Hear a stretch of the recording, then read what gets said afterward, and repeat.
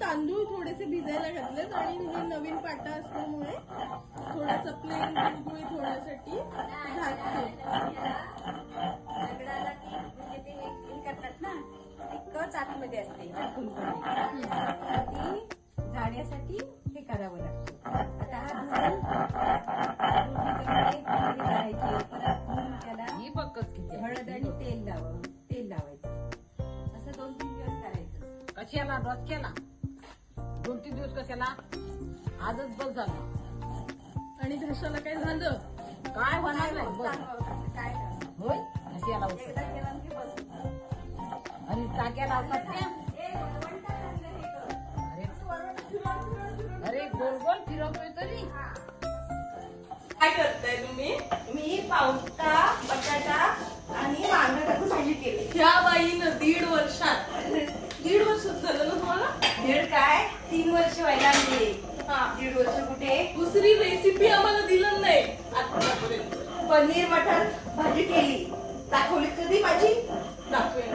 मग काय आणि काय काय वेगवेगळं करते. काय वेगळं केलं? हेच गव्हाच्या पिठाचं कांदा टॅमॅटो वगैरे घालून ते एक मस्तपैकी घावण्यासारखं बनवलं होतं. आणि दत्तन नाव ठेवलं. मग ती माझी चुकी नाही. पण झालेलं चांगलं की नाही ते. म्हणजे खाल्लं असतं परफेक्ट केलं असतं. एकच काय ह्याच्यावरती खोबरं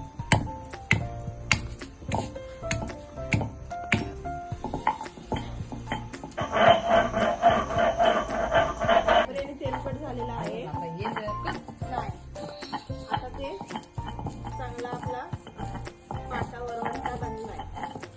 आता चटणी वाटप सगळं बनवू शकतो. कोण कोण बनवणार आहे ते? मीच बनवेल. हा बघूया. हा मी बनवेल आणि भाजीमध्ये घालेल. ताजं वाटप. बघूया बघूया बघूया.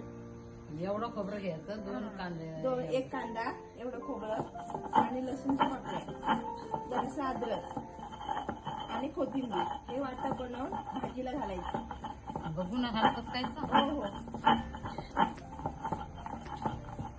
तर तू कोणाचीच नाहीयेस बायाजी. तू कोणाचीच बाजू नाही घेत. तू मला बोलतेस तिला बोलतेस. बघ कॅमेरा समोर दिसतोय आता.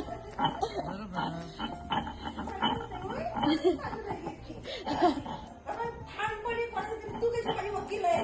हा मग काहीच नाही. फी नाही दिलेत तुम्ही वकिलाची. फी नाही दिलेत. पगार होऊन गेला. पुढचा पगार. ठीक आहे.